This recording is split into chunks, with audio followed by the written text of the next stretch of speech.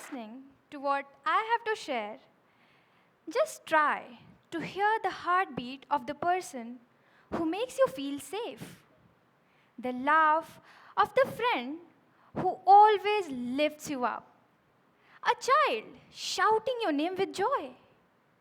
How do you feel? Now, imagine each of those sounds slipping away. The laugh stops, the heartbeat fades, and the voice is gone. And what's left is not quiet, it's emptiness, stretching wider than you can bear. That, my friends, is the sound of someone disappearing from your life. And the strange thing is, it's everywhere. It shows up in the empty chair at work, in the neighbor who suddenly stops waving, in the classmate you realize you haven't seen in years. And the more we hear these stories, the more we must ask, what pushes a person to erase themselves so completely? I learned the weight of that question very early in my own life. When I was 9 years old, there was a man who lived just a few houses away from us. He wasn't family, he was our neighbor. But in small communities like ours, neighbors often become a part of our everyday lives. He would sit outside in the evenings, call us over, play with the children, tease us for losing games, and laugh loudly enough for everyone around to hear. He wasn't extraordinary, he was familiar, he was present. And probably that's why none of us noticed when his presence started shrinking. He stopped joining the games. Then he stopped sitting outside. His house stayed closed longer during the day. And when we asked about him, the adults told us he had gone for work. And as children, we really believed them. Because adults always seem to know things, right? For 3 years, we lived in that darkness, half believing he would return, half sensing something was wrong. And then, one day, they decided we were old enough to know the truth. He wasn't coming back. He was gone, permanently. I still remember how strange that moment felt. How someone who had been a part of our everyday lives could just go away without anyone stopping him. That moment left me with one unanswered question. What could have made him stay? Finding an answer wasn't easy. For a long time, I kept looking for reasons, something, anything that would explain why somebody would choose to disappear. But over time, I realized that I was actually asking an off question. Instead of asking, why do people disappear, I began asking something deeper and more urgent. What is making it so hard for people to stay? Because when we ask this, it points back to us. It forces us to ponder, what kind of world are we building? Are we even there for each other? If we are, then why do our loved ones leave us forever? Because when enough people begin to feel that leaving is easier than remaining connected, we are no longer looking at an individual problem.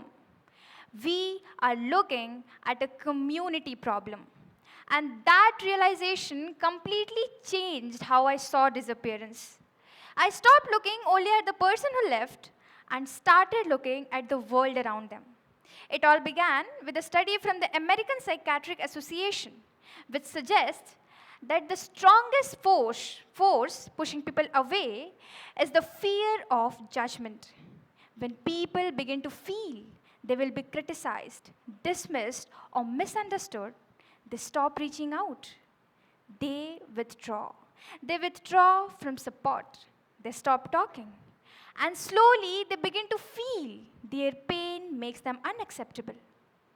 Isolation doesn't just make people lonely, it changes how they see themselves. It convinces them they are safer unseen than misunderstood. And this doesn't just begin inside individuals alone. More than a century ago, sociologist David Emily Durkheim described something called anomie, a breakdown of social bonds and shared meaning. This happens when the invisible threads that hold people to life loosen. In that space, even minor struggles no longer feel minor. They feel overwhelming. What Durkheim described as a loss of shared meaning now shows up as something more intimate: disconnection without distance. In 2023, US Surgeon General Dr. Vivek Murthy called loneliness a public health epidemic. Not because people lack interaction, but because they lack meaningful connection. These are the moments when your voice changes, your words slow, and nobody asks why. And this led me to an insight that stayed with me. You know, people rarely disappear suddenly. They disappear gradually. First from conversations, then from friendships, and then from communities. Disappearance is often the final stage of a much longer process of disconnection. And that means community is not a simply nice thing to have. It is an early warning system. If this sounds abstract, the real world reflects the same pattern. In countries like the UK, the US, Canada, Australia, and even India, official reports show that hundreds of thousands of people go missing each year. And a large majority, often 80 to 90%, leave by choice. The reasons vary: financial pressure, shame, family conflict, failure, loneliness. But this pattern still remains striking. Many people do not leave because they want to stop existing. They leave because they no longer know how to keep existing where they are. And in some places, this pattern has become so visible, so defined, that it has been given a name. And Japan is one of those places. People leave for work as they always do, but sometimes they never return home. No struggles, no signs of violence, just disappearance. For years, these cases were brushed aside as coincidences, private tragedies, or administrative footnotes. But then, this pattern became so strong that the Japanese people literally gave a name to it: Johatsu, meaning evaporation. To vanish so completely and quietly, it feels as if a person has dissolved into thin air. What makes Johatsu more striking is that an entire support system has emerged around it. There are companies like the Night Movers, known as Yonigaya, who quietly help people vanish.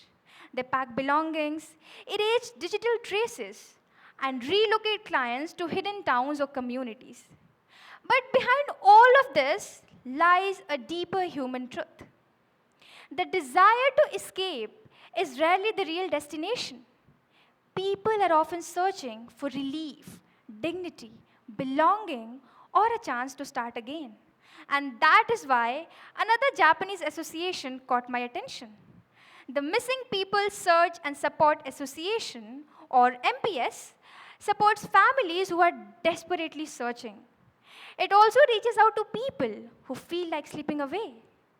However, the existence of such associations is a reminder that connection has become fragile enough that it must now be actively rebuilt, restored, and protected.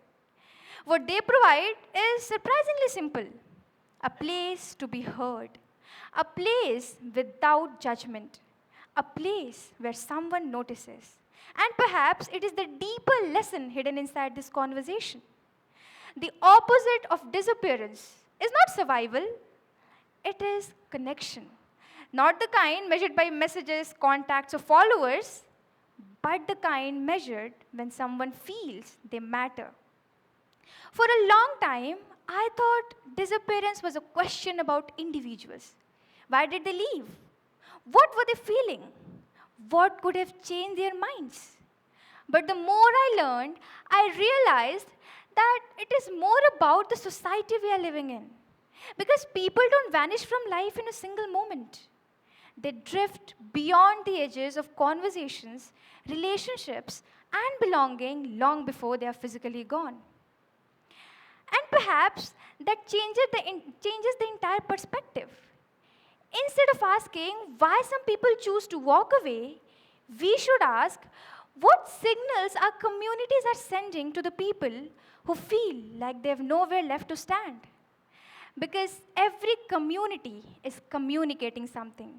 The question is whether it is communicating belonging. Right now, we are building a world that rewards speed, independence, and constant productivity.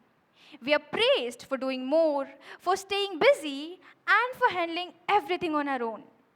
But in the process, we are also building a world where people begin to feel they only matter when they are useful. Asking for help feels like a failure. Sharing struggles starts to feel like weakness. And slowly, people stop sharing altogether. That is why meaningful community building does not require grand gestures. It requires attention. It requires making people feel safe enough to be honest. Because community never asks for more time. It asks for presence in the time we already have. So the real question you must ask yourselves is not whether people are struggling. They are. But what kind of world are we building around them? So, before you go back to the usual rhythm, pause. Think of one person whose name came to your mind while you were listening. Ask yourselves, not are they okay, but a more honest question. Would they feel safe enough telling me if they weren't? Because at the heart of it lies the word of Maya Angelou. People will never forget how you made them feel. Thank you.